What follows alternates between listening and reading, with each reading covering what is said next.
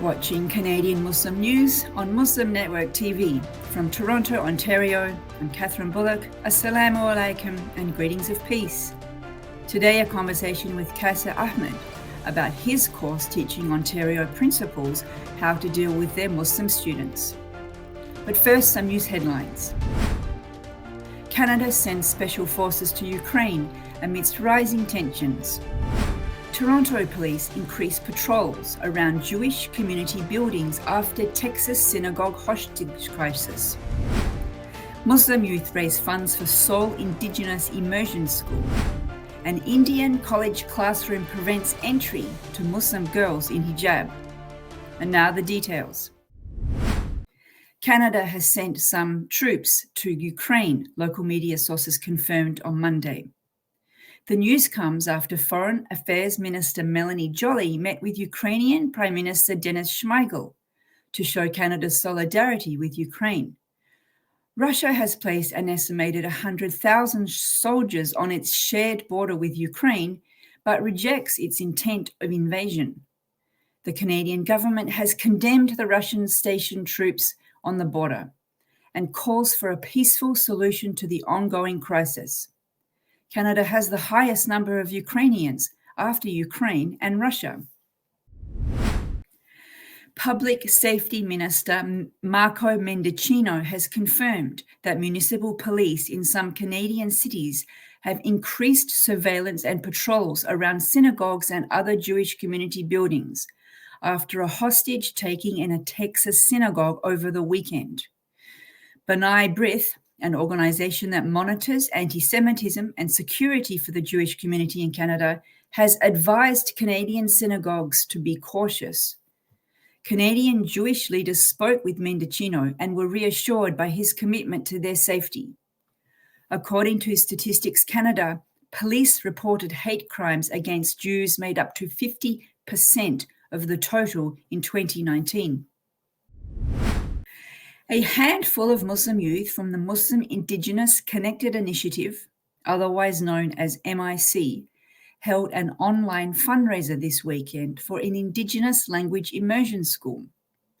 The Southern Ontario School is a Cayuga and Mohawk language immersion school and the only one of its kind. The funds will be used to build a structure for the school, which has been operating from the second floor of the Iroquois Lacrosse Arena for almost 10 years. The fundraiser was an initiative from the first cohort of the MIC, who continue to work on micro projects aimed at interreligious dialogue and social justice.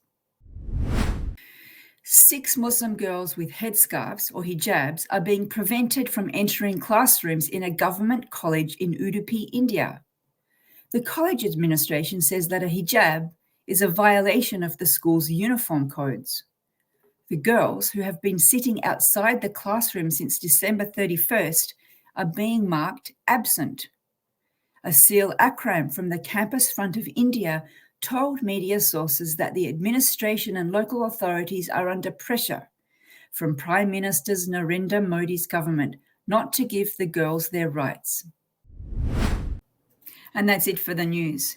We just heard the story of the college classrooms in India preventing Muslim girls in hijab entering. It looks like they need to take a course run by our next guest, Qaiser Ahmad, about how principals can make students who are Muslim feel welcomed in their school. Welcome to the show. Assalamu alaikum. Wa alaikum assalam.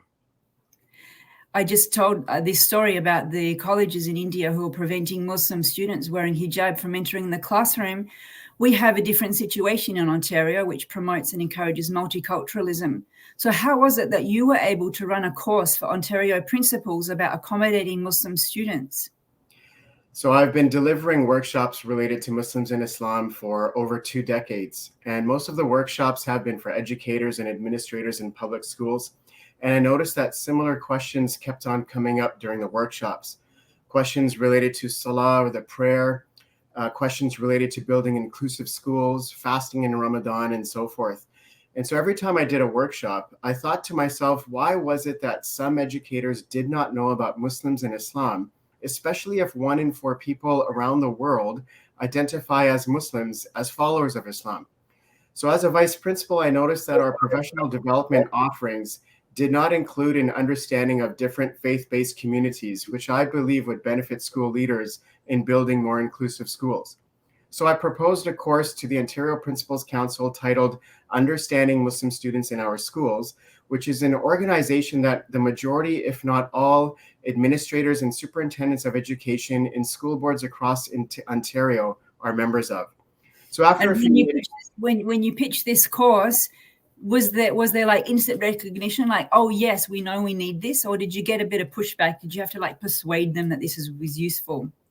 No, actually, right. It was almost at the first meeting that my counterparts thought that it was an excellent opportunity to educate administrators and superintendents of education, and really after a few meetings, I was given the go ahead to begin developing the course, which I believe is the first course of its kind in Canada, alhamdulillah.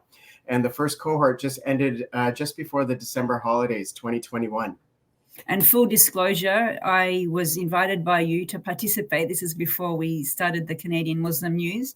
And I sent in a little video recording one was on hijab and one was on prayer and one was on Ramadan, I think. I actually forget.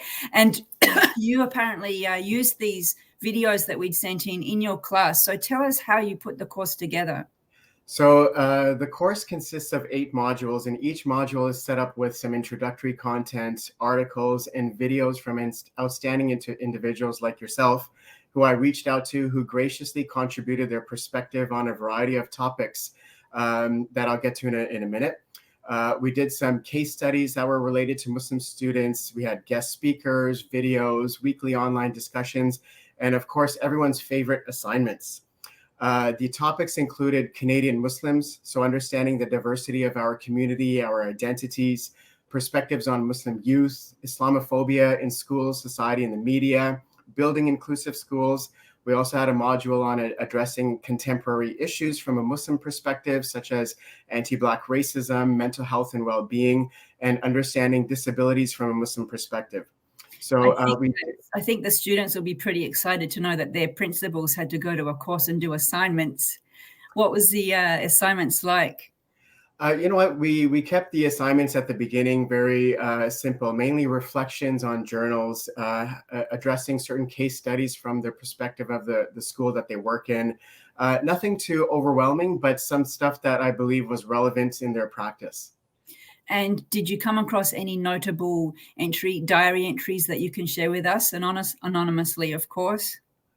You know what? I could share some of the feedback that was coming through the reflections. So some of the reflections were that, this course has been something that participants basically said right at the beginning they would highly recommend educators and administrators to take the course. They found that the content was very organized and relevant to what they were experiencing in their own schools, relevant to their own learning. Some administrators said, we never knew this about our Muslim students, and this is sort of an eye-opener for all of us. And so it was a really positive experience in that regards, where the administrators could take on the material that they learned and actually apply it into their classrooms, into their schools, amongst their staff and so forth.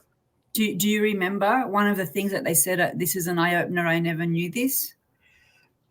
You know what? It's interesting you're saying that, because it was almost across each of the modules, whether it be about Canadian Muslim identity.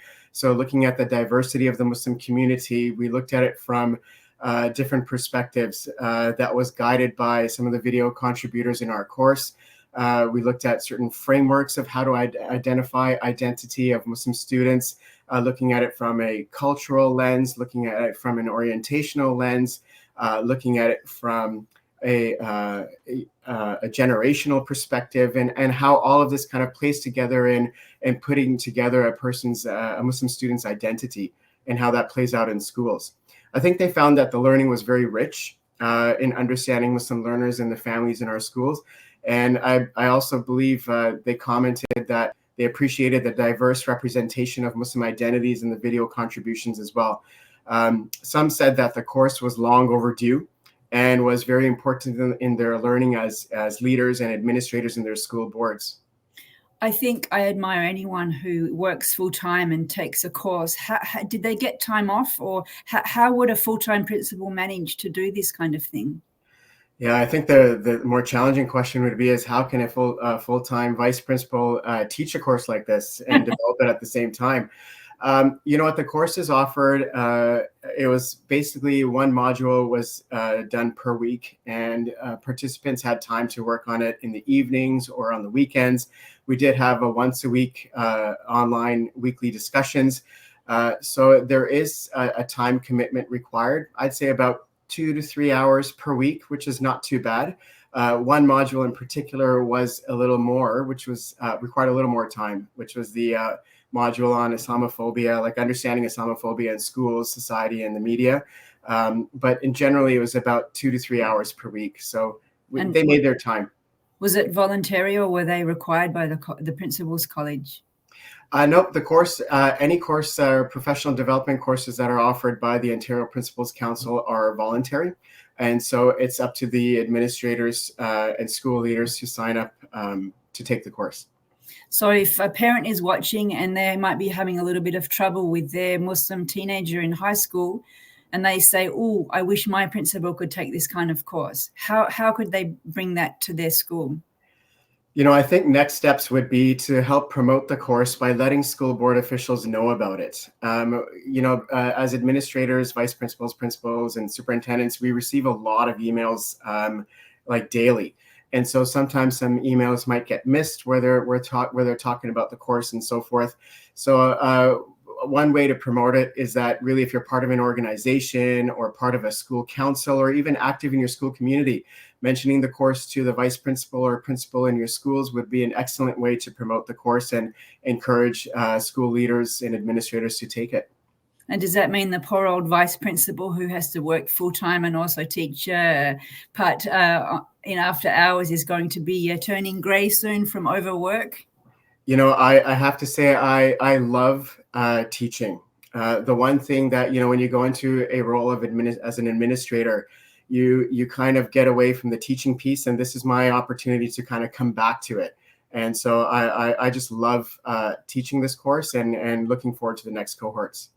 Well, we are very happy to know that you've put this kind of thing together, and we're happy to know that the principals accepted it. Thank you for coming on the show and telling us about it. Thank you so much. You've been watching Canadian Muslim News on Muslim Network TV. Like, share, and subscribe. Stay tuned for our next episode. Stay safe and God bless.